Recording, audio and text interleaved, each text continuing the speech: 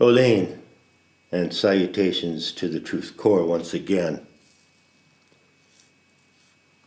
Recently, in one of the talks on healing the gender rift, I referred to a practice in planetary Tantra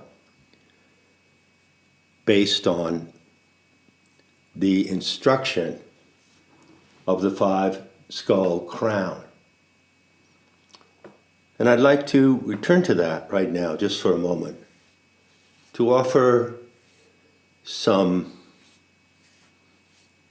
direction on how to behave in the world in the immediate future during this turn of events, in which it appears that the Soviet psyop is fading, or more likely has been deliberately geared down so that another psyop can come into play. So when I mentioned it, I described the 5-skull crown and physically what it looks like. It's a feature in the iconography of Tibetan Buddhism, and you'll see it on the thumbnail. And I said at that time, and I'll repeat, that I'm not here to explain all the 5 aspects of the crown. That would be to give the complete instruction, and I would not do that on the internet in a recorded talk. So I'm only going to talk about one of the skulls this time. I talked about 3 of them before. Remember that the structure of the crown is worn across your forehead. So the largest of the 5, the central skull, is right above your nose on your forehead. 2 other skulls are over your eyes, and then 2 others go over your ears. And I identified the skull over the left ear as, let's say, the voice of guilt, and the skull over your right ear as the voice of shame.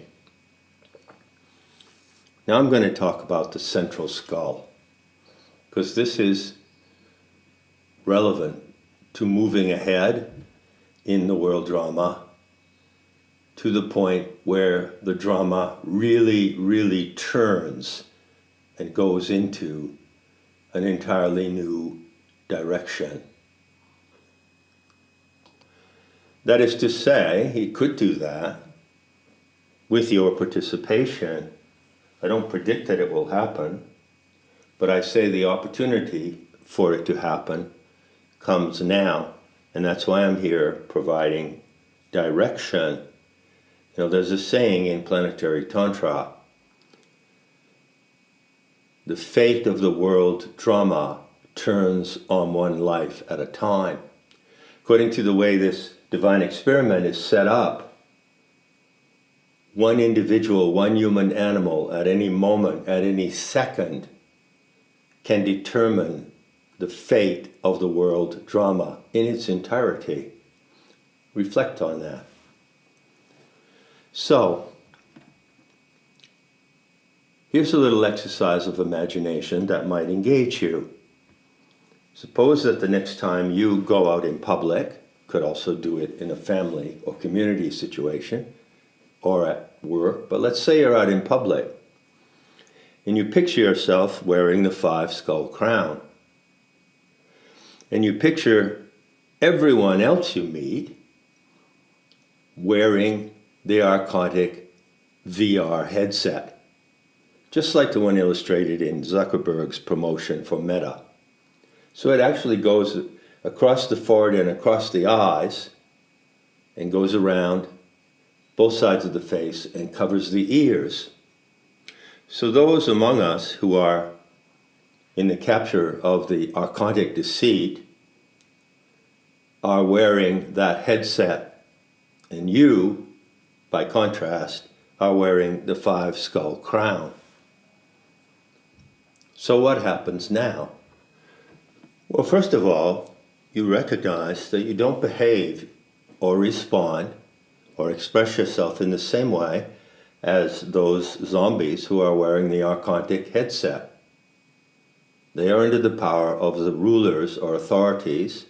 They have surrendered their sovereign will and intention, and also their basic wisdom.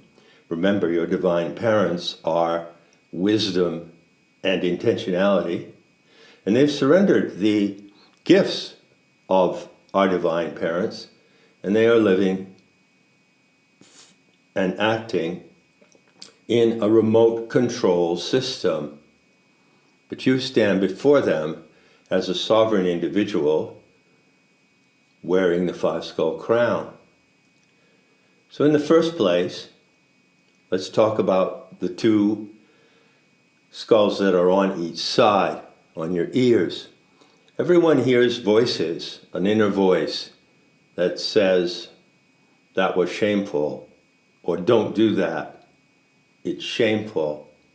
And everyone hears another voice that says, you're guilty, which is a corrupt word. The voice really says, the voice from the crown says, you're responsible, take responsibility, you did that, admit it, and do what you can to make things right.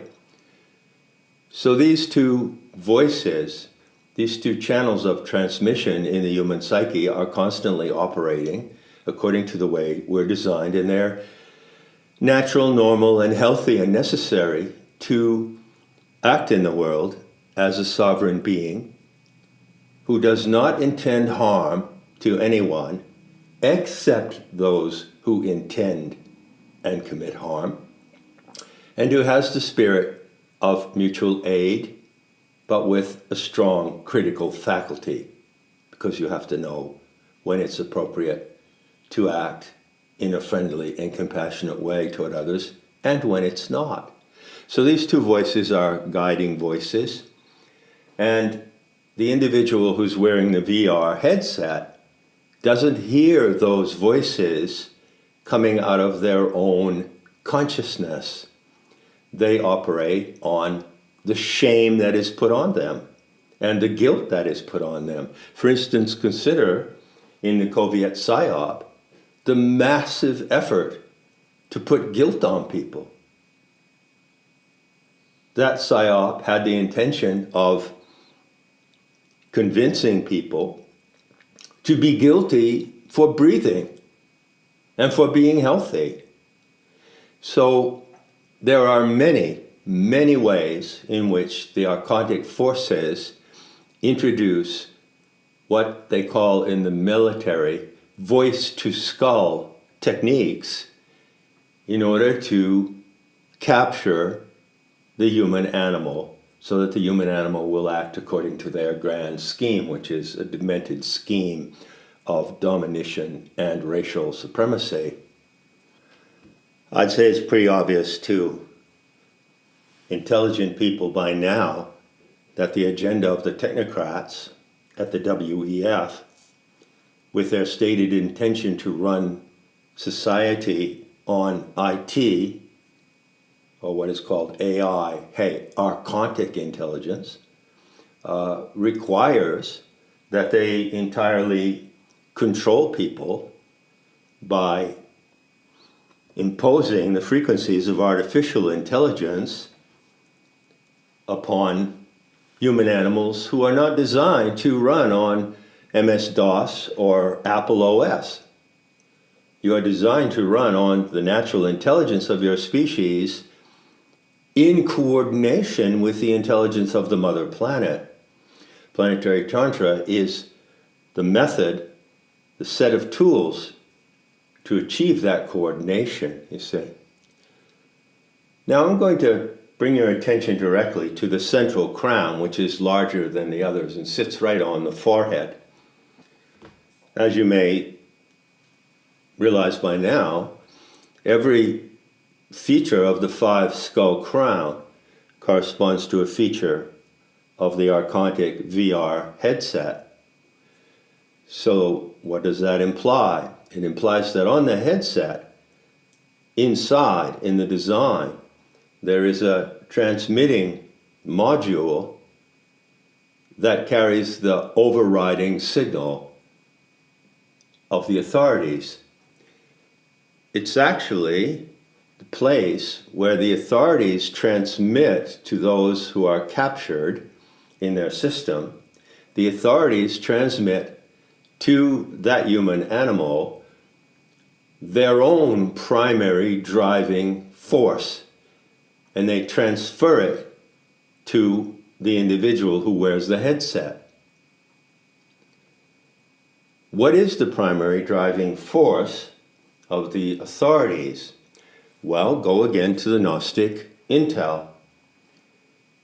When the initiates of the mysteries explained the intrusion of the archons, they were careful to say, and this is a subtle point, I struggle with it myself sometimes, they're careful to say that you can't really attribute intention and free will to the archons in the way that you attribute it to a human animal. It's very tricky to use the word intention, but they did identify a driving force. They called it, or the name of it in Greek is phthonos, and that translates into the English word envy. Now, it's important to make a distinction between envy and jealousy. You can be jealous of something, and in some respects, that's a natural human emotion, a natural human response. Some people, are more jealous than others. Some people are intensely jealous, and others, like myself, are almost entirely lacking in jealousy. But jealousy is natural. Jealousy is not necessarily something to be condemned. For instance, jealousy can be a factor in driving you to do better and to achieve something that you wouldn't otherwise do. But in the case of possessions, whether that possession be a car or a wife or a husband, jealousy often arises. And how does it work? Well, if you're jealous, you can feel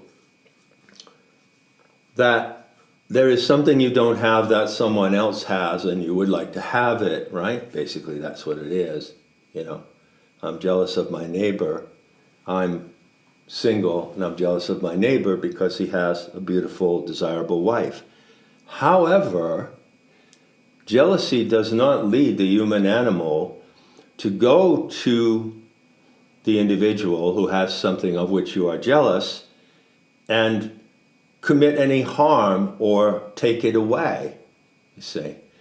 So the motive to take away something that someone else has of which you are jealous, or even to destroy that so they can't have it because you don't have it, or even to destroy them so that they can't have it, that goes beyond jealousy. Jealousy does not go there. Jealousy does not drive human beings to that sort of behavior, but envy does.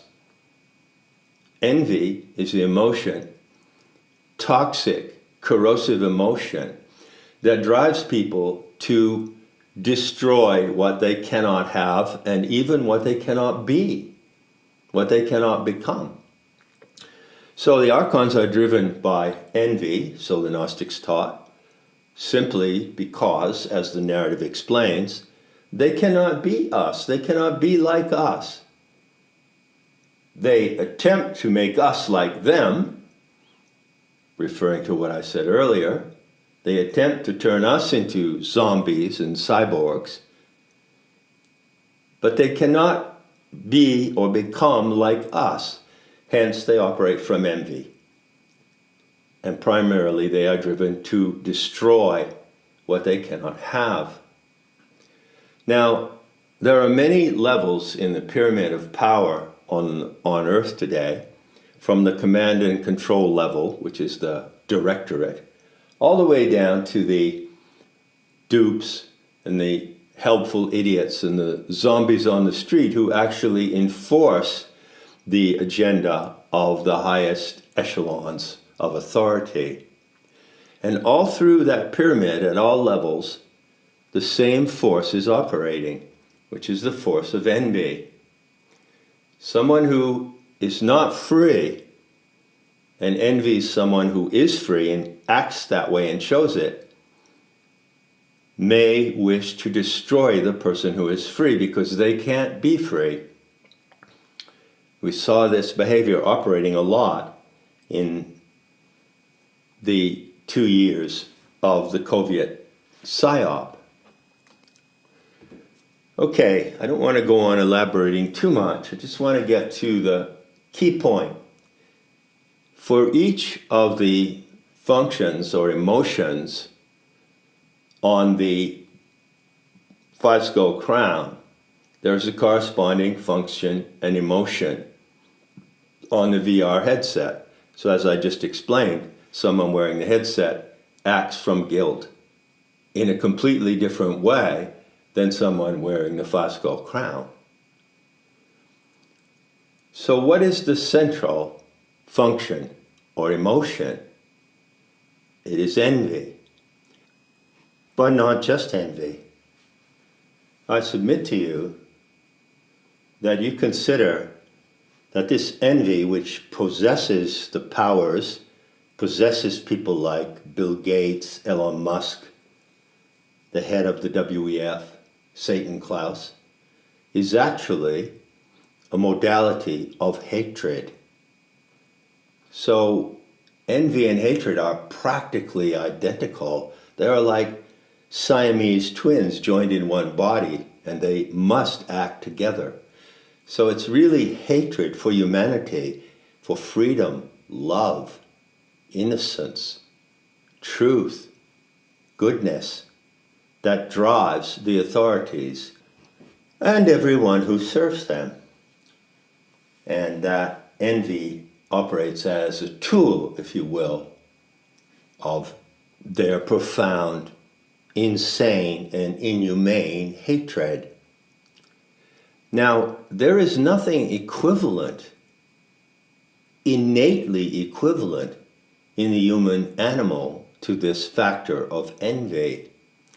If you look at the other four emotional functions, you'll find that there is the toxic form, the archontified form, and then there is a purified or genuinely human form. I'm not saying what they are here. So the five-skull crown initiation teaches you about the transformation of these toxified, misdirected emotions into genuine human emotions. But it so happens that there is no counterpart to envy. A genuine human being, a sovereign being, with self-love, does not envy anyone or anything, does not wish to take away from anyone what they have or prevent them from having it. But the authorities do. For instance, have you heard the saying, "You will own nothing and you will be happy"? Well, that's an expression of envy and hatred coming from the authorities, you see? And it reveals that they are envious of what you have. They are envious that there are human beings who have happiness, family, security, healthy relationships, who earn a living and therefore acquire things in a genuine and honest way. They hate people who earn a living because they never earn a living. They always cheat and steal from other people. That's how the authorities operate. Look at the banking system. Look at the fractional reserve banking system. It's a perfect construction of their envy. They don't want to work. They do not work. They hate work. And they envy those who work. So this force of envy faces you nakedly all the time in the world due to the presence of the archonic influence. And how do you counter it? If there is no equivalent emotion in you as a genuine human animal, how do you counter envy? Do it with contempt. As a matter of fact, contempt is the supreme emotional response to everything that the authorities do and say. everything. And you can apply contempt as a free and voluntary response in every instance where you confront the authorities, no matter at what level. When you do this, and when you learn to do this, it's very pleasurable, by the way, and very liberating. Then the central skull of the crown that you wear as a free and sovereign agent of life becomes like a directional beam. And you use that brilliant beam of contempt to cut through every situation where you confront the authorities, even at the most petty level. Contempt is really a wonderful feeling. There's a certain kind of elation you can feel when you hold contempt. You hold people in contempt. And there's a feeling of liberation. And at moments it's almost funny. And as a matter of fact, laughing and mockery are genuine expressions of contempt, and you can learn to use them freely when you confront the authorities. Now, I'm going to conclude. I want to add some comments based on personal experience, because no matter whether or not I'm talking to you about some of the highest initiations of planetary tantra, such as the five skull crown initiation, I have to talk about my experience. This is not theoretical or metaphysical or abstract. I've experienced and lived through all this, and at times it's appropriate for me to tell you my viewpoint.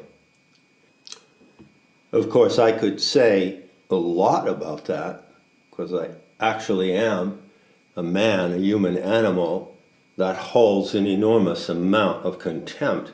As a matter of fact, if I go back to my childhood, I go back to my earliest memories from the age of 4 onward.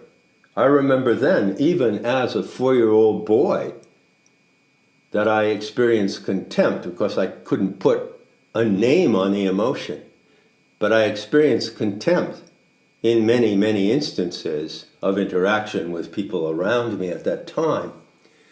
So for me personally, contempt operates on a default function. That means that basically I hold everyone in contempt from the first moment of encounter. That's especially true of strangers or anyone I meet out in public. Of course, people I know more closely, I've got to know them, heart to heart, mind to mind. I realize that they are not worthy of contempt because they are not operating from envy. And so what I do at that point is I disable the contempt.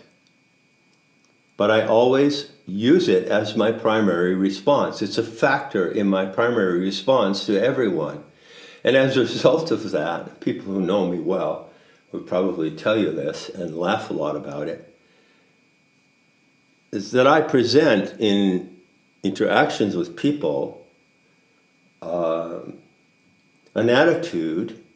It's subtle. I'm not gross about it. I don't gloat about it. But you can see in my gaze, you can see behind my eyes that I'm looking at them with contempt. And believe me, they know it. And this contempt is such a beautiful response because it clears the whole field of human interactions and reduces everything down to basics. And then from the basics, I construct my interactions with people depending on what they prove to me about themselves by the way that they behave.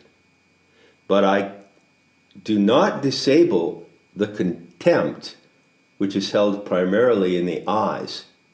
I do not disable it until I have sufficient cause to do so.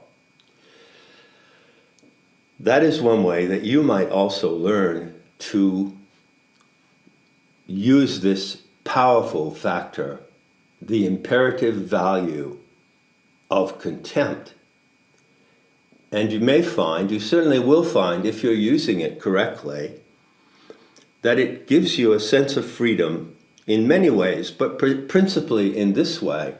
If you're standing in front of someone and beaming contempt upon them from the central skull in the middle of your forehead, you have no obligation or desire whatsoever to negotiate with them about anything or to discuss anything with them.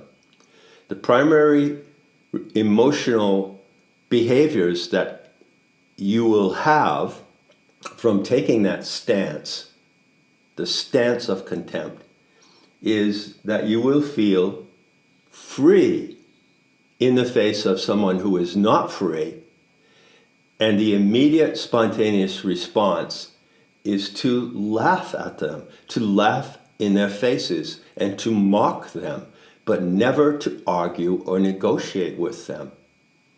You are free not to compromise in any way by making an attempt to reach them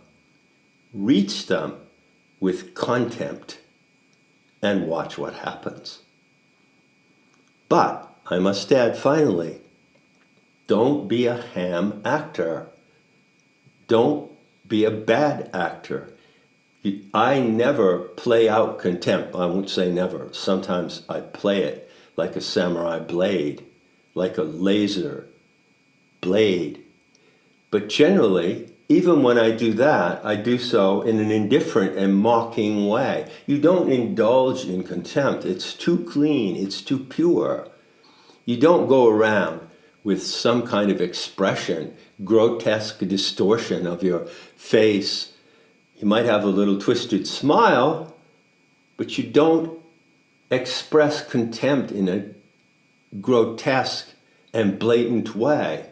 It's extremely subtle until it isn't. Enough said, and I'll be seeing you in the beauty to come.